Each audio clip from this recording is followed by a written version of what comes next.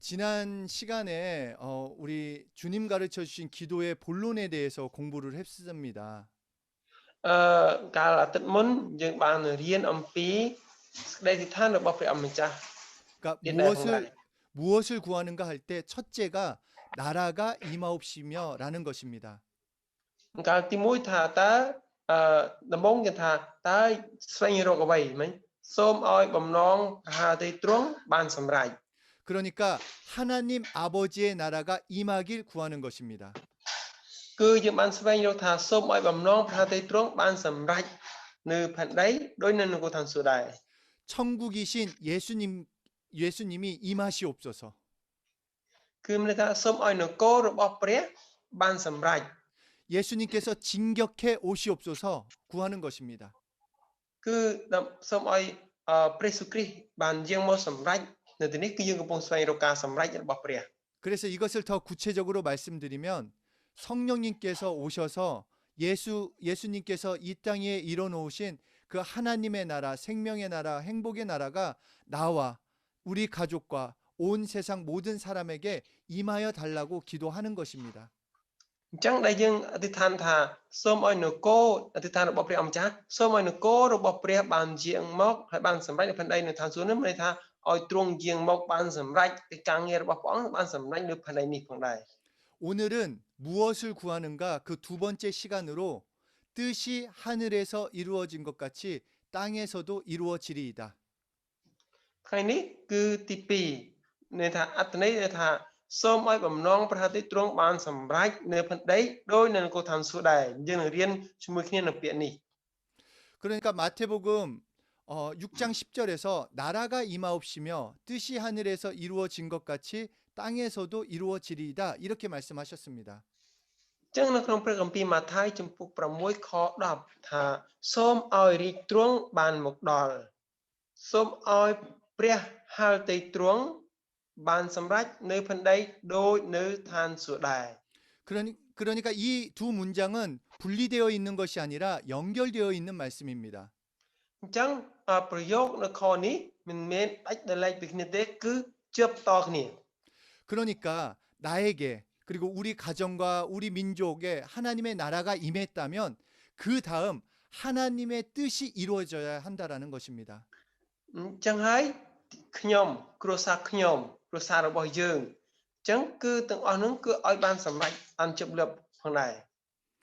그래서 뜻이 하늘에서 이루어진 것 같이 땅에서도 이루어지리다 하는 말은 바로 하나님의 나라가 나에게 임하였으면 임한 것으로 끝내지 마시고 하나님의 뜻까지 펼쳐 달라고 기도하라는 말씀입니다. គឺព្រះបន្ទូលព្រះអង្គបានថាសូមឲ្យបំណងព្រះហត្ថទ្រង់បានសម្រេចនៅផែនដីដោយនៅឋានសួគ៌នឹងគឺថាឲ្យទ្រង់បានមកសម្រេចឲ្យមានទ្រង់នៅក្នុងយើងហើយឲ្យសម្រេចក្នុងយើងគឺឲ្យនៅជប់លប់ជាមួយនឹងទ្រង់ផងដែរ 우리 각자는 하나님의 나라가 임하기 전에는 이 땅에서의 지배를 받고 있었습니다. កាលមុនដែលយើងគ្រប់គ្នាផ្សេងគ្នាដែលផ្ទាល់ខ្លួននឹងកាលមុន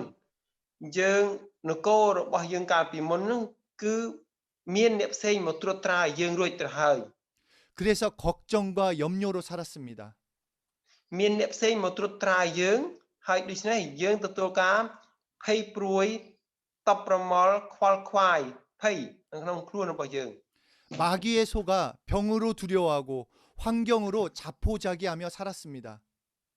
តាមរយៈសតាំងធ្វើឲ្យយើងមានជំងឺធ្វើឲ្យយើងភ័យនឹងជំងឺរបស់យើងហើយធ្វើឲ្យយើងខ្វល់ខ្វាយទៅតាមស្ថានភាពមជ្ឈដ្ឋានដែលយើងរស់នៅប្រចាំថ្ងៃ 그런데 하나님의 평안의 나라, 생명의 나라, 건강의 나라가 임하여서 자유케 되었다라는 것입니다. ប៉ុន្តែព្រះអង្គម្ចាស់ឲ្យនគររបស់ព្រះមកមាននៅក្នុងយើងនគរសុខភាពល្អនគរសុភមង្គលនគរសេរីភាពនឹងព្រះអង្គបានប្រទានឲ្យយើងរួចស្រេចហើយ 이렇게 자유케 된 나에게 이제 하나님의 뜻이 이루어지게 해달라고 기도하는 것입니다. នេះគឺជាបំណងព្រះរាជហឫទ័យទ្រង់ដែលព្រះអង្គសពហឫទ័យឲ្យយើងបានសម្រេចនៅក្នុងខ្លួនយើងដែរដូច្នេះបានជាព្រះយេស៊ូវបង្គាប់បញ្ជាយើងអធិដ្ឋានសូមឲ្យបំណងព្រះហត្ថទ្រង់បានសម្រេចនៅផែនដីដោយនៅឋានសួគ៌ដែរ 그렇다면 궁금한 것은 그렇다면 하나님의 뜻은 무엇이냐 하는 것입니다.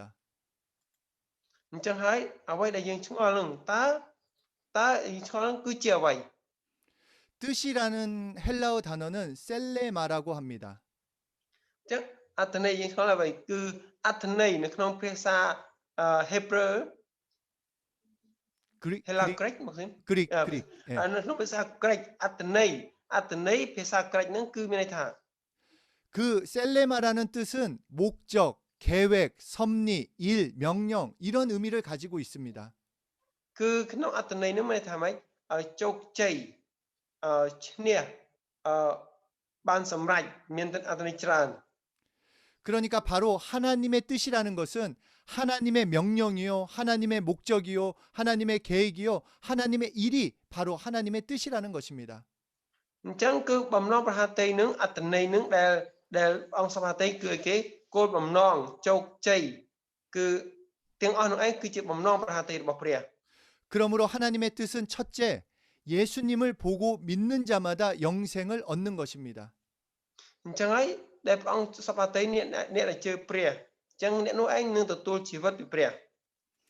요한복음 6장 38절에서 40절에 이렇게 말씀하십니다. 내가 하늘에서 내려온 것은 내 뜻을 행하려 함이 아니요 나를 보내신 이의 뜻을 행하려 함이라. 나를 보내신 이의 뜻은 내게 주신 자 중에 내가 하나도 잃어버리지 아니하고 마지막 날에 다시 살리는 이것이니라. 내 아버지의 뜻은 아들을 보고 믿는 자마다 영생을 얻는 이것이니 마지막 날에 내가 이를 다시 살리리라 하시니라. ក្នុងព្រះគម្ពីរយូហានចំពុក6ខ38ដល់40ខ្ញុំអានជូនពីព្រោះខ្ញុំបានចុះពីស្ថានសួគ៌មកមិនមែននឹងធ្វើតាមចិត្តខ្ញុំទេគឺតាមបំណងព្រះហត្ថីនៃព្រះវិញដែលទ្រង់ចាត់ឲ្យខ្ញុំមកឯបំណងប្រហត្ថីនៃព្រះវរបិតាដែលចាត់ឲ្យខ្ញុំមកនោះគឺមិនមែនឲ្យខ្ញុំចាត់អ្នកណានៅក្នុងគ្រប់អស់ទាំងមនុស្សដែលទ្រង់ប្រទានមកខ្ញុំនោះឡើយគឺទ្រង់ចង់ឲ្យខ្ញុំប្រុសទាំងអស់ឲ្យរស់ឡើងនៅថ្ងៃចុងបំផុតវិញនេះហើយជាបំណងព្រះហត្ថីនៃព្រះវរបិតាខ្ញុំ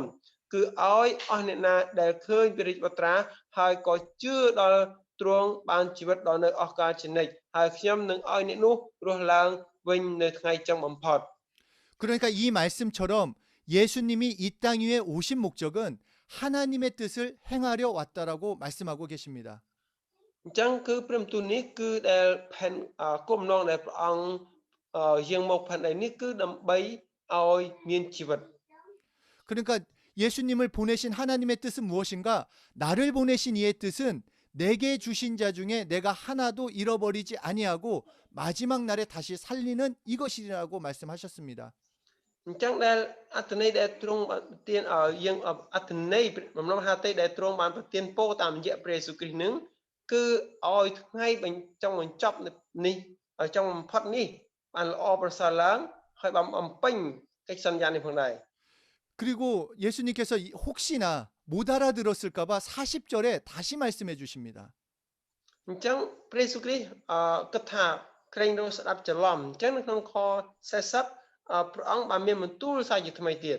내 아버지의 뜻은 아들을 보고 믿는 자마다 영생을 얻는 것이다. អញ្ចឹងខ្លាចថាមនុស្សស្ដាប់ច្រឡំព្រះយេស៊ូវគ្រីស្ទឲ្យមានបន្ទូលក្នុងខ40ថានេះហើយជាបំណងព្រះហត្ថីនៃព្រះវរបិតា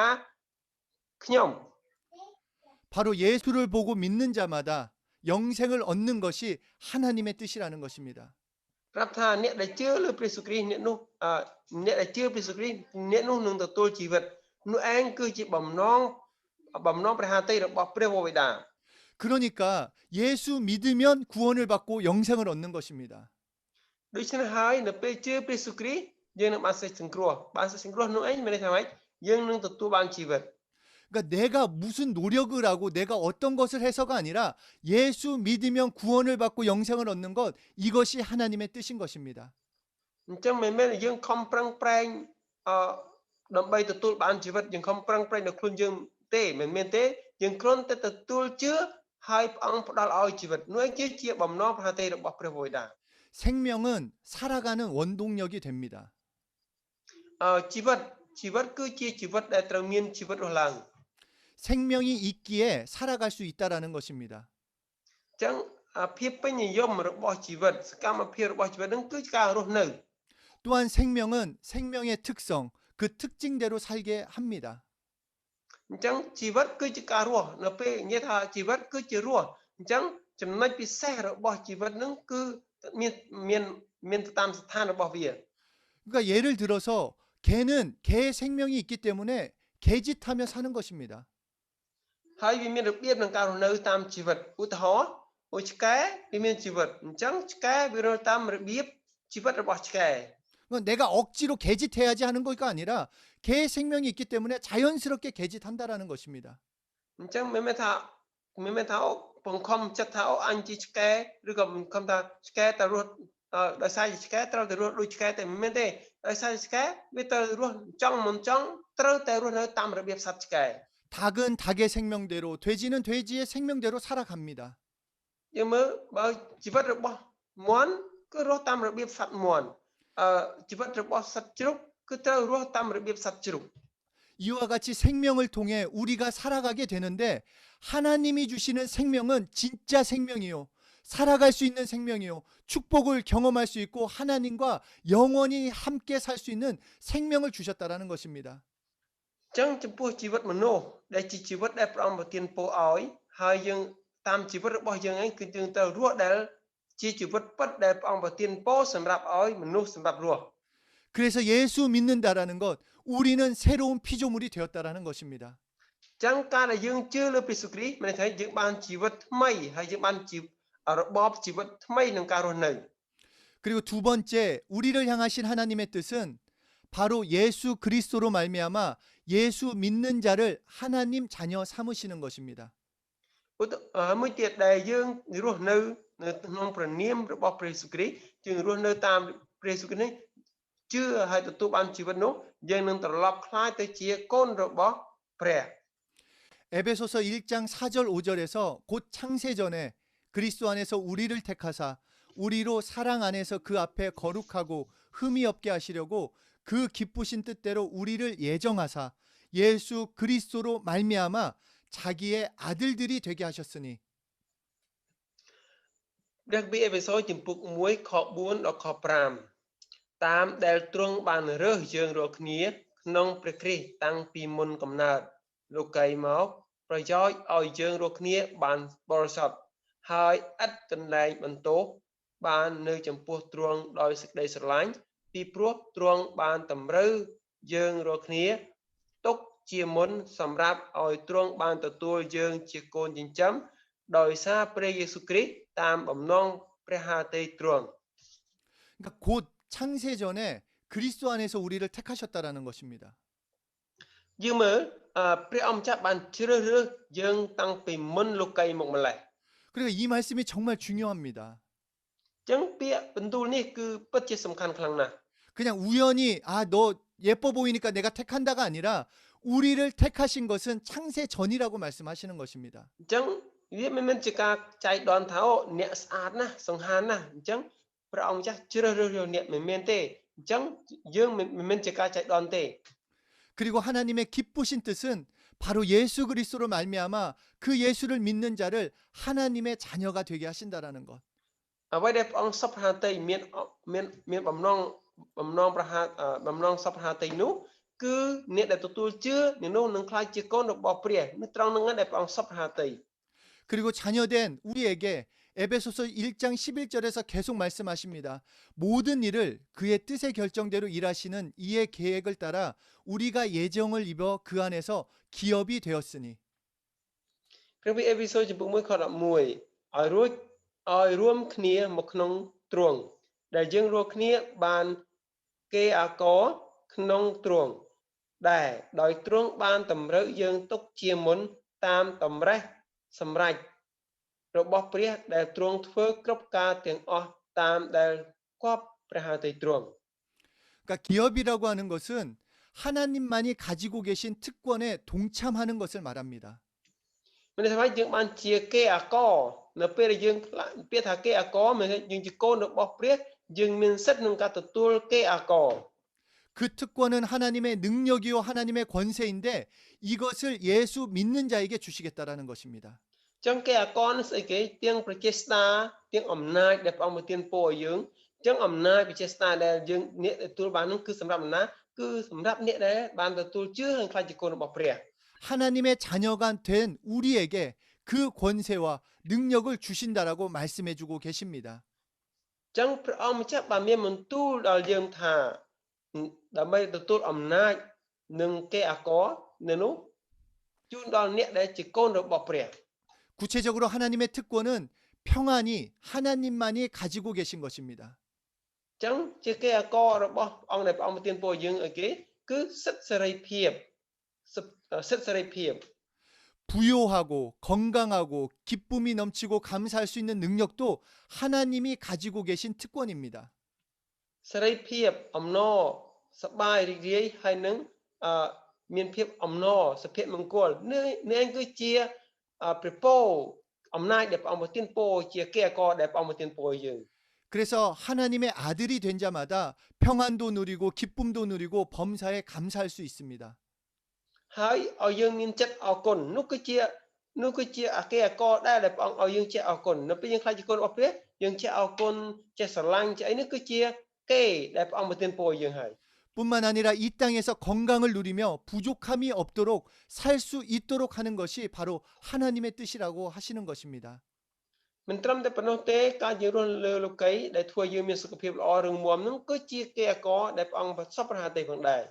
그렇기에 우리가 이 주님 가르쳐 주신 기도를 깨닫고 기도를 한다면 따로 구할 것이 없이 이 기도 가운데 하나님의 약속들을 우리는 경험할 수 있다라는 것입니다. អញ្ចឹងសេចក្តីអធិដ្ឋានរបស់ព្រះអង្គម្ចាស់ដែលព្រះអង្គបង្គាប់បញ្ជាយើងអធិដ្ឋាននឹងគឺវាមានគ្រប់គ្រាន់គ្រប់លៀកអស់រួចស្រេចទៅហើយដែលព្រះយេស៊ូវគ្រីស្ទបានបង្គាប់បញ្ជាយើងអធិដ្ឋាននឹង 이처럼 하나님의 뜻은 예수 믿는 자에게 영생을 주는 것입니다. អ្នកដែលអស់អ្នកណាដែលបានទទួលជឿព្រះយេស៊ូវគ្រីស្ទព្រះអង្គនឹងឲ្យជីវិតអ្នកនោះ 그리고 예수 믿는 자를 하나님 자녀 삼으시는 것입니다. ឲ្យជីវិតអស់កលចំណិចហើយមួយទៀតនោះអស់អ្នកណាដែលទទួលជឿព្រះអង្គអ្នកនោះនឹងបានត្រឡប់ខ្លាចជាកូនរបស់ព្រះ 그렇게 자녀된 우리에게 하나님만이 가지고 계신 특권을 주시는 것입니다. នាងគឺជាសិទ្ធិអំណាចជាសិទ្ធិអំណាចដែលព្រះអង្គប្រទានពរដល់កូនរបស់ទ្រង់ 그런데 하나님 쪽에서 다 하셨다면 이제 내 쪽에서는 무엇을 해야 하는가? ចឹងមើលព្រះអង្គម្ចាស់បានឲ្យមកយើងអស់ហើយព្រះអង្គម្ចាស់ឲ្យសិទ្ធិមកយើងអស់ហើយខាងផ្នែកព្រះអង្គចុះខាងផ្នែកយើងវិញតើយើងគួរតែធ្វើអ្វី 그래서 요한복음 6장을 보면 제자들이 예수님께 그러면 우리는 어떻게 해야 하나님의 일을 할 수 있습니까? 물어봅니다. អញ្ចឹងហើយក្នុងព្រះគម្ពីរយ៉ូហានព្រះអង្គបានថាបើព្រះអង្គឲ្យយើងអស់ហើយអញ្ចឹងចំពោះយើងវិញតើយើងគួរធ្វើអ្វីសម្រាប់ព្រះអង្គបម្រើព្រះអង្គពីអ្វីសម្រាប់តបស្នងវិញ 그러니까 예수님께서 하나님의 보내신 자를 믿어라. 이것이 하나님의 일이다. អញ្ចឹងកិច្ចការងារព្រះអង្គបានថាសូមជឿលើព្រះរាជបត្រារបស់ទ្រង់ដែលព្រះអង្គបានបញ្ជូនទ្រង់មក 그러니까 너도 예수 믿고 네 주변에 다른 사람들도 믿게 하라고 말씀해 주시는 것입니다. អញ្ចឹងព្រះអង្គមានបង្គាប់បញ្ជាថាអ្នកក៏ជឿព្រះយេស៊ូវគ្រីស្ទហើយអ្នកនាំព្រះយេស៊ូវគ្រីស្ទដល់ពិតហ្នឹងឯងនាំដល់អ្នកជិតខាងបងប្អូនជិតជុំវិញខ្លួននោះឲ្យគេទទួលជឿព្រះផងដែរ 내가 예수 믿고 구원받아 하나님의 자녀된 것이 이 하나님의 뜻처럼 이제 다른 사람들도 예수 믿고 하나님의 자녀가 되게 하는 것이 하나님의 뜻이라는 것입니다. បំណងព្រះハតីព្រះអង្គគឺឲ្យអ្នកជឿព្រះហើយបំណងព្រះハតីឲ្យអ្នកជឿព្រះហើយគឺព្រះអង្គក៏សពហាតីឲ្យអ្នកបានទៅផ្សព្វផ្សាយដល់អ្នកជិតខាងនោះបានទទួលជឿព្រះដែរនេះគឺជាបំណងព្រះハតីរបស់ព្រះបិតា 그래서 축복이 어디에 제일 많이 오고 기도 응답이 어디에 제일 빠른가? 바로 영혼을 위해서 영혼 구원, 전도에 있다라는 것입니다. អញ្ចឹងសំណុំពរទីឋានដែលឆ្លើយលឿនបំផុតនោះគឺគេគឺជួយសង្គ្រោះព្រលឹងវិញ្ញាណជួយសង្គ្រោះជីវិតនេះគឺសំណុំពរដែលឆ្លើយលឿនបំផុតដែលព្រះអង្គសពហាតី 실제로 제가 아플 때 저를 놓고 막 제가 기도할 때보다 남이 아픈 사람을 위해서 기도할 때 훨씬 그 기도 응답이 빨리 옵니다. នៅពេលដែលខ្ញុំជឿនៅពេលដែលខ្ញុំពឹងឲ្យគេអធិដ្ឋានឲ្យអ្នកដែលមានក្តីជំនឿរឹងមាំនោះគេអធិដ្ឋានឲ្យខ្ញុំគឺ សន្ទុះនឹងការព្យាបាលជំងឺនោះគឺលឿនបានល្អច្រើនអ្នកដែលមិនជឿ 어떤 사람들은 이런 말을 합니다. អ្នកផ្សេងខ្លះគឺបាននិយាយថា 저는 은사가 많은 것 같은데 전도 은사만 없어요. ប្រាប់ថាខ្ញុំមានទេពកោសល្យពីព្រះច្រើនប៉ុន្តែខ្ញុំអត់មានទេពកោសល្យក្នុងអំណោយទានខ្ញុំមានអំណោយទានច្រើនប៉ុន្តែអំណោយទានដែលក្នុងការផ្សាយដំណឹងល្អខ្ញុំអត់មានទេ 그런데 전도는 은사가 아니라 하나님의 뜻이라는 것입니다. ប៉ុន្តែការដែលផ្សាយដំណឹងល្អមិនមែនជាអំណោយទានទេបងប្អូនទាំងអស់គ្នាលោកគ្រូការផ្សាយដំណឹងល្អគឺជា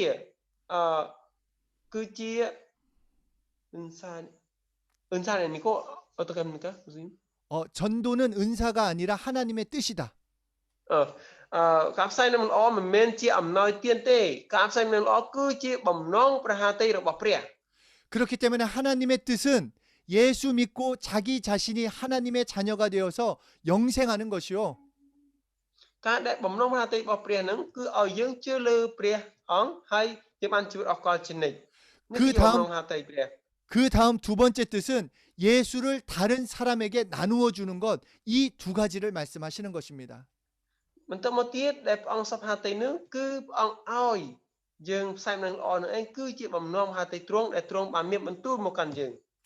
그래서 마태복음 28장 18절 이하를 보면 예수님의 마지막 부탁이 나옵니다. ចឹងនៅក្នុងព្រះគម្ពីរម៉ាថាយជំពូក8ខ18ជំពូក28ខ18ដល់ខ20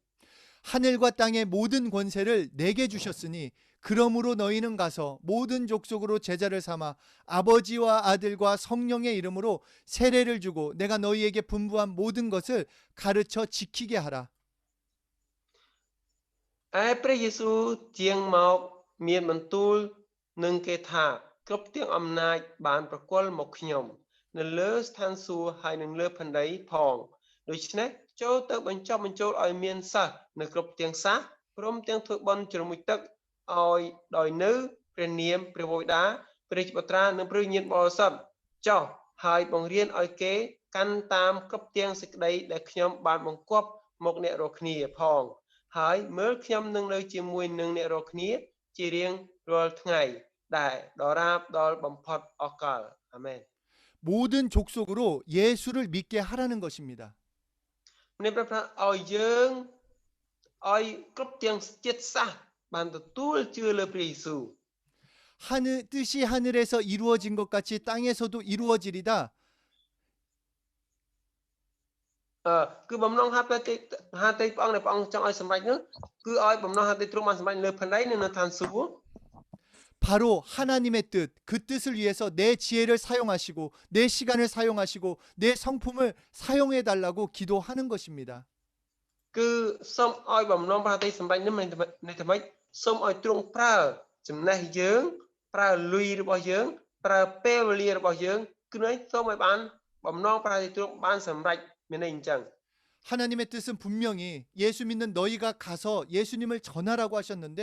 우리는 우리끼리 만족하고 있다라는 것입니다. អញ្ចឹងបំណងព្រះハតីទ្រង់ប្រាប់ថាអ្នកបានស្អីសង្គ្រោះហើយអញ្ចឹងគឺឲ្យអ្នកទៅផ្សាយដំណឹងល្អអ្នកផ្សេងទៀតប៉ុន្តែយើងមិនបានធ្វើអញ្ចឹងយើងបែរថាចំពោះខ្ញុំគ្រប់គ្រាន់ហើយ 예수 믿는 우리끼리 재밌게 지내자라는 것입니다. អញ្ចឹងយើងបែរតែជាមានទំនាក់ទំនងល្អជាមួយអ្នកជឿព្រះដូចគ្នា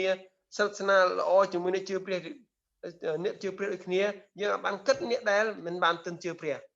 죽어가는 영혼들을 찾아가 예수님을 증거하고 전해야 합니다. មុនដែលយើងស្លាប់យើងត្រូវតែមានភ័ស្តុតាងអំណាងថាណែមុនខ្ញុំនៅលើផែនដីខ្ញុំមានភ័ស្តុតាងខ្ញុំបាននាំព្រលឹងវិញ្ញាណប៉ុន្តែអ្នកថ្វាយដល់ព្រះត្រូវតែមានអំណាងនេះចូលតាំងជាមួយព្រះ 그런데 예수 믿는 우리가 구조선이 아니라 어느 순간부터 유람선이 되었다라는 것입니다. អញ្ចឹងយើងនេះជឿព្រះយេស៊ូវគ្រីស្ទមិនមែនជាអ្នកដែលជួយយើងនេះជឿព្រះយេស៊ូវគ្រីស្ទមិនមែនជាអ្នកជួយសង្គ្រោះនោះទេ 바다에 사람들이 빠져 있던 말던 우리는 배 안에 있으니까 괜찮아. 살고 싶으면 너희가 이 배에 타라는 식으로 살고 있지 않냐라는 것입니다. យើងកុំគិតថាឧទាហរណ៍មានមនុស្សកំពុងតែធ្លាក់ក្នុងរងទឹក យើងកំពុងតែអង្គុយលើទូកអញ្ចឹងគាត់ថាឲ្យគេលួងតាមដំណើរទៅអញ្ចឹងឲ្យយើងមិនចង់ជួយគេឬ 예수 믿는 우리가 어느 순간부터 나만 잘 먹고 내 가족만 잘 되면 된다는 이기적인 신앙으로 변하지 않았냐 하는 것입니다. អញ្ចឹងចំពោះយើងជាគ្រីស្ទានយើងគិតតែពីខ្លួនយើងខ្លួនអញគ្រួសារអញបានមានសុភមង្គលហូបចុកប៉ុណ្ណឹងគ្រប់គ្រាន់ហើយតើយើងគិតតែខ្លួនឯងតែប៉ុណ្ណេះឬជាអាត្មានិយមតែប៉ុណ្ណេះឬ 초대교회는 처음에 예수 믿고 자신들끼리 잘 지냈습니다. នៅសម័យដំបូងនៅព្រះវិហារដំបូងបំផុតគឺគ្រីស្ទានទាំងអស់គឺរស់នៅស្និទ្ធស្នាលគ្នាល្អណាស់ 분명 땅끝까지 예수님의 증인이 되라고 하셨는데 그냥 예루살렘에 머물렀습니다. ហើយបានមកគុំជឿថានឹងចេញទៅចង់បំផុតនៃផែនដីដើម្បីផ្សាយដំណឹងល្អរបស់ព្រះ 이적도 나타나고 살만하니까 그냥 즐겁게 지냈습니다. ដល់ពេលរស់ទៅរស់នៅមានតែដំណឹងល្អតែគ្នាឯងតែប៉ុណ្្នឹង 그때 핍박이 시작된 것입니다. ដល់ពេលនោះចាប់ផ្ដើមមានការបៀតបៀន 그리고 어쩔 수 없이 유대와 사마리아와 이방 땅으로 흩어졌고 그곳에서 예수님을 전하기 시작하게 ដល់ 되었습니다. មានការបៀតបៀនហើយចាប់ផ្ដើមចេញទៅមានចិត្តតស៊ូហើយចេញទៅផ្សាយដំណឹងល្អស្រុកផ្សេងទៀតនៅជុំវិញគេនោះជុំវិញនោះផ្សាយដំណឹងល្អទៅ 그리고 그것을 시작으로 우리에게도 이 복음이 전해지게 된 것입니다. អញ្ចឹងតាមរយៈការបែកខ្ញែកការផ្សាយដំណឹងល្អដំណឹងល្អនោះក៏មកដល់យើងទាំងអស់គ្នាតាមរយៈការបែកខ្ញែកផ្សាយដំណឹងល្អកាលពីសម័យនោះទៅ 하나님의 뜻은 우리가 전도하길 원하시는 것입니다. បំណងព្រះហត្ថីទ្រង់ដែលព្រះអង្គសពហត្ថីនោះគឺចង់ឲ្យយើងទាំងអស់គ្នាផ្សព្វផ្សាយដំណឹងល្អរបស់ព្រះ 네가 안 가면 다른 사람을 들어서라도 쓰시겠다라는 것이 하나님의 뜻이 됩니다. ប្រសិនបើអ្នកមិនទៅអញ្ចឹងតើគេនឹងប្រើអ្នកផ្សេងនឹងដោយយ៉ាងម៉េច 성령 받은 성도는 땅 끝까지 이르러 예수 그리스도의 증인이 되어야 합니다. អ្នកដែលមានព្រះញាណបរិសុទ្ធគឺត្រូវទៅឲ្យដល់ចុងបំផុតនៃផែនដីជាភ័ស្តុតាងថាយើងជាកូនរបស់ព្រះថាយើងជាអ្នកជឿព្រះយេស៊ូវ 우리는 성령 충만하길 원합니다. យើងទាំងអស់គ្នាចង់បានពេញដោយព្រះញាណបរិសុទ្ធ 우리의 삶에서 성령의 인도를 받기 원합니다. យើងរស់នៅប្រចាំថ្ងៃយើងត្រូវការព្រះញាណបរិសុទ្ធដឹកនាំ 근데 어떻게 성령 충만하는가? 바로 예수의 증인으로 살 때 성령 충만하게 된다라는 것입니다. តើធ្វើយ៉ាងម៉េចដើម្បីបានព្រះញាណបរិសុទ្ធអញ្ចឹងយើងត្រូវរស់នៅប្រចាំថ្ងៃរបស់យើងត្រូវតែឲ្យបានការដឹកនាំពីព្រះយេស៊ូវគ្រីស្ទ 그래서 사도행전 1장 4절에 아버지의 약속한 것을 기다리라고 예수님이 말씀하셨습니다. នៅក្នុងព្រះគម្ពីរកិច្ចការប្រាប់ថាព្រះបិតាទ្រង់បានសន្យារួចហើយ 여기서 기다리라는 이 말은 군대가 출동하려고 대기하라는 말과 같습니다. គឺព្រះថារងចាំទីនេះមានន័យថាដូចជាទីហ៊ានកំពុងតែត្រៀមខ្លួនរងចាំដើម្បីចេញទៅច្បាំង 그들이 언제 행동을 하는가? 바로 출동. 이 명령이 떨어지면 모두 출동한다라는 것입니다. តើទីហ៊ានទាំងនោះនៅពេលណាគេចាប់បានធ្វើចលនានៅពេលដែលឮសំឡេងបង្គាប់បញ្ជាថាចេញទៅពេលនោះឯងបង្គាប់សំឡេងបញ្ជានោះបានទីហ៊ានចាប់បានចលនាចេញទៅ 그것처럼 성령 받기 전까지는 대기하고 있지만 성령이 임하였다면 성령을 받았다면 전도하러 나가라는 것입니다.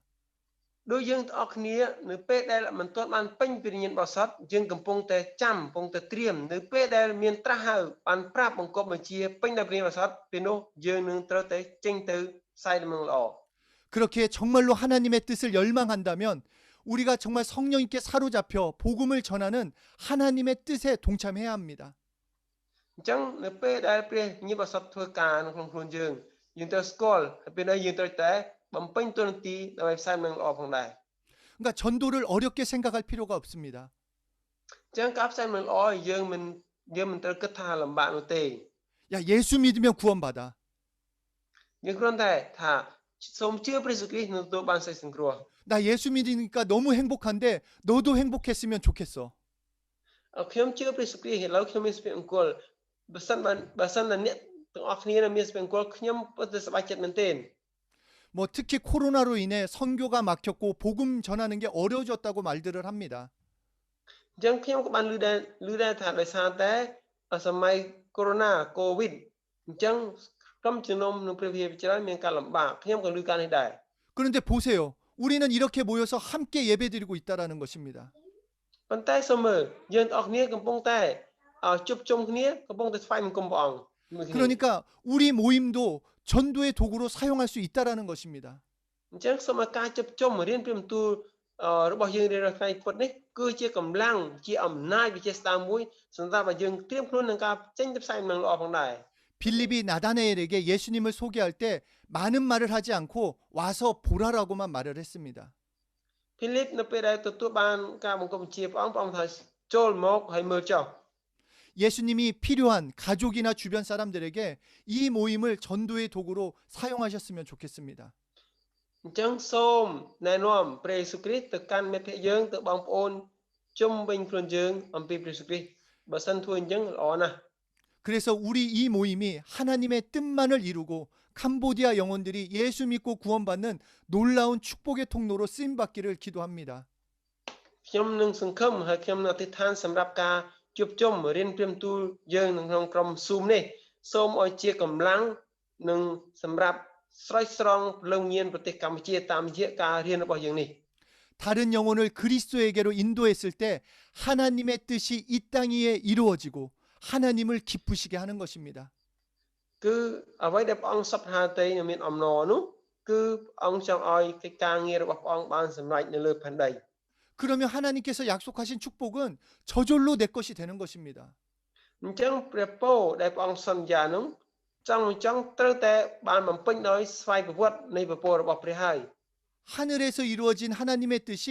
나를 통해서 그 뜻이 이루어지는 것입니다. គឺថា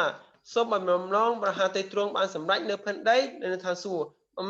សម្រេចនៅផែនដីនោះគឺជាអីគឺយើងនឹងឯងមាននៅក្នុងយើងនេះសូមបានសម្រេចដូចដែលនៅឋានសួគ៌របស់ព្រះ 그러니까 뜻이 하늘에서 이루어진 것처럼 먼저 땅에서 이루어지게 하옵소서. អញ្ចឹងសូមឲ្យផែនការរបស់ទ្រង់ដែលសម្រេចនៅផែនដីសំទោសសូមឲ្យផែនការរបស់ទ្រង់ដែលសម្រេចនៅនគរឋានសួគ៌នោះត្រូវតែឲ្យផែនការរបស់ទ្រង់សម្រេចលើផែនដីនៅក្នុងខ្ញុំនេះបានសម្រេចផងដែរ 나에게 이루어지게 하옵소서. សូមឲ្យខ្ញុំនេះបានសម្រេចផងដែរ 그리고 나를 통해 내 가족에게, 내 이웃에게, 내 민족에게 이루어 달라고 기도하는 것입니다. អញ្ចឹងសម្រេចផែនដីនេះគឺយើងនឹងឯងសូមឲ្យយើងបានសម្រេចបានតាមបំណងមហាតីរបស់ព្រះក្រុមគ្រួសារយើងបានសម្រេចចិត្តខាងរបស់យើងបានសម្រេចប្រទេសរបស់យើងបានសម្រេចផងដែរ 하나님께서 이 뜻을 이뤄가는 자에게 평안을 주시겠다라는 것입니다. អញ្ចឹងអ្នកណាដែលបានសម្រេចឬក៏បាននគររបស់ទ្រង់បានសម្រេចនៅលើខ្លួនឯងព្រះអង្គថានឹងប្រទានឲ្យមានសិទ្ធិសេរីភាព 내 뜻을 이뤄가는 너에게 건강을 주고 필요한 물질을 채우겠고 생명을 주겠다라고 약속하시는 것입니다. ហើយព្រះអង្គបានសន្យាទៀតនៅពេលបានសម្រេចព្រះអង្គថាម៉េចឲ្យអ្នកមានសន្តិភាពសេរីភាពសុខភាពល្អសម្បូរសប្បាយនឹងទ្រព្យសម្បត្តិហើយនឹងមានសុភមង្គលនេះគឺជាសេចក្តីសន្យារបស់ព្រះ 나는 예수님만 믿고 나는 예수만 말했는데 나머지는 하나님이 책임져 주신다라는 것입니다. អញ្ចឹងយើងមើលយើងគ្រាន់តែទទួលជឿព្រះយេស៊ូវគ្រីស្ទអ្វីៗទាំងអស់ព្រះអង្គអ្នកទទួលខុសត្រូវជំនួសយើង 그러니까 예수 믿는 우리는 정말로 수지 맞은 인생들입니다. អញ្ចឹងហើយការដែលយើងជឿលើព្រះយេស៊ូវគ្រីស្ទគឺជាកម្រិតជីវិតមួយដែលឧត្តមឧត្តមជាកម្រិតជីវិតមួយដែលគេថាឋានៈខ្ពស់បំផុតដែលជីវិតយើងដែលជឿព្រះយេស៊ូវគ្រីស្ទ 하늘에서 이루어진 뜻을 이 땅에서 여러분을 통해 이루어 가십니다. ជាងមើលសូមឲ្យបំណងព្រះតីទ្រង់ដែលសម្រេចនៅលើនគរឋានសួគ៌នោះបានមកសម្រេចផែនដីនេះមាននរណាគឺមានខ្ញុំមានបងប្អូនទាំងអស់គ្នា 하나님의 뜻이 여러분에게 이루어지고 또한 여러분을 통해 캄보디아 땅에도 한국 땅에도 온 열방에 그 뜻이 이루어지기를 예수 이름으로 축복합니다. អញ្ចឹងបានសម្រេចបំណងព្រះតីទ្រង់ដែលបានសម្រេចលើផែនដីនេះតាមរយៈលោកគ្រូអ្នកគ្រូទាំងអស់គ្នាហើយតាមខ្ញុំហើយសម្រេចនៅផែនដីនេះហើយសម្រេចលើផ្ទៃទាំងមូលគឺតាមចលនាយើងខ្ញុំទាំងអស់គ្នានឹងឯង 우리 함께 기도하시겠습니다. សូមសរុបចិត្តអធិដ្ឋានជាមួយគ្នា 이 시간 기도하실 때 먼저 이기적인 나의 신앙을 회개하겠습니다. នៅពេលដែលអធិដ្ឋានសូមលោកគ្រូអ្នកគ្រូបងប្អូនទាំងអស់គ្នាសូមអធិដ្ឋានសារភាពអំពី ការយល់ខុសពីមុន 나만을 생각했던 것을 회개하시고 하나님 뜻에 관심이 없고 예수님을 전하는 데 게을렀던 것들을 예수의 피를 의지해서 회개합시다. សូមអធិដ្ឋានសារភាពពីកំហុសរបស់យើងដែលយើងមានចិត្តអាត្មានិយមដែលយើងគិតរស់នៅតែខ្លួនខ្ញុំខ្លួនអញគ្រួសារអញអញ្ចឹងសូមឲ្យយើងរស់នៅដើម្បីថ្វាយសិលល្អរស់នៅដើម្បីបានរស់នៅជាសកម្មភាពសម្រេចសម្រាប់បំណងព្រះហត្ថលេទ្រង់ 하나님 아버지 예수의 피를 의지하고 또 예수의 피를 의지하고 나아갑니다. 내가 얼마나 교만하고 내가 얼마나 이기적입니까? 저도 압니다. 그런데 여전히 이것을 붙잡고 있는 내 모습들 예수의 피를 의지하게 합니다. 아버지 나 혼자 예수 이름 부르는 거 아버지 그것을 하나님이 기뻐하시는 것이 아니라 죽어가는 영혼이 그 돌아오는 그 요나 선지자에게 말한 것처럼 이 모르는 이들이 죽는 것이 아니라 사는 것이 내 뜻이라고 하나님이 말씀하신 것처럼 죽어가는 영혼을 긍휼히 여기기 원합니다. 여전히 나만을 위하시나 나만 배부르고 나만 잘되고 나만 높임을 받으려는 이 교만과 감사 이 더럽고 추악한 나의 모든 마음과 생각들을 예수의 피를 의지하게 합니다. 이기적인 신앙을 용서하여 주십시오. 예수님을 전하는 데 게을렀던 것들 예수님을 전하는 데 있어서 내가 내 생각 내 경험을 의지했던 모든 것들 예수의 피를 의지하게 합니다. 하나님 아버지 내가 복음 전하는 것에 열심을 내지 못했던 것들 내 감정을 쫓았던 것들 내 삶에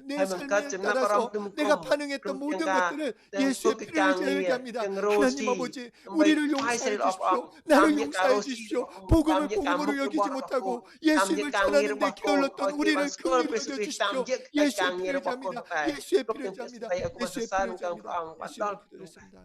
우리 다시 기도하실 때 성령님 하나님의 뜻을 이루게 하옵소서.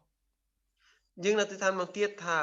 ព្រះញាតិបរិសុទ្ធអើយសូមទ្រង់ជួយឲ្យកូនបានសម្រេចនៅតាមបំណងព្រះហត្ថលេរបស់ទ្រង់ 예수님을 전하는 자로 나를 사용해 주십시오. សូមឲ្យកូនខ្លាយជាអ្នកនាំខ្លាយជាសូមឲ្យកូនខ្លាយជាអ្នកដែលព្រះយេស៊ូវគ្រីស្ទប្រើ 나의 모든 것을 통해 예수님을 증거하게 하옵소서. តាមរយៈសកម្មភាពរបស់យើងខ្ញុំសូមឲ្យទាំងនោះជាភស្តុតាងសម្រាប់បង្ហាញដល់ព្រះអង្គផងដែរ 함께 기도하겠습니다. សូមអធិដ្ឋានទាំងអស់គ្នា 하나님 아버지 ព្រះអង្គអើយ 정말 예수님 ព្រះ 전하고 ញាតិបរិសុទ្ធអើយ 싶습니다. 내 사랑하는 សូមប្រើ 예수님 ទូលបង្គំ 정말로 나보다 បានសម្រេចទៅតាម 나는 ផែនការ 십자가에서 예수 បំណង 그리스도 ព្រះហត្ថលេ 함께 របស់ទ្រង់ 죽었습니다. ព្រះញាតិ 하나님 បរិសុទ្ធអើយ 아버지 សូមទ្រង់ 내 ជួយ 거 កូន 없습니다. ឲ្ 나는 យកូនធ្វើអ្វី 없습니다. ទាំងអស់ដើម្បីថ្វាយ 예수님만 សិរីល្អទ្រង់ 잘하고 예수님만 자랑하기 អង្គអើយព្រះយេស៊ូវ 정말로 សូមប្រើ 나의 កូន 땀 ជា 한 ឧប 방울 ករណ៍របស់ទ្រង់ 정말로 빗방울 한 방울까지도 예수를 위해서 쓰임 받기 원하고 예수님을 증거하는 데 쓰임 받기 원합니다.